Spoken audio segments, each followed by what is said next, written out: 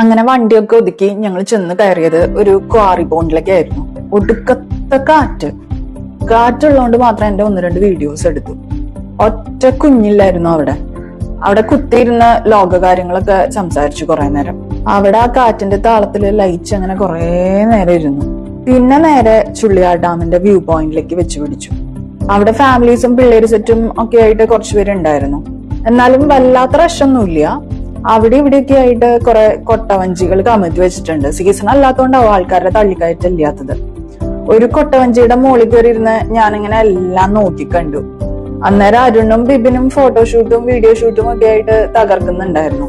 എല്ലാം കഴിഞ്ഞ് കുതിരാൻ വഴിയാണ് തിരിച്ച് തൃശ്ശൂര് വന്നത്. 40 ദിവസമായിരുന്നു കേട്ടാ. ശരിക്കും എൻജോയ് ചെയ്തു. വീഡിയോ ഇഷ്ടമായെങ്കിൽ ലൈക്ക് ചെയ്യാനും കമന്റ് ചെയ്യാനും മറക്കല്ലേട്ടാ. അപ്പൊ പുതിയൊരു ട്രിപ്പിന്റെ വിശേഷങ്ങളുമായി വീണ്ടും കാണുന്നവരെ ബൈ.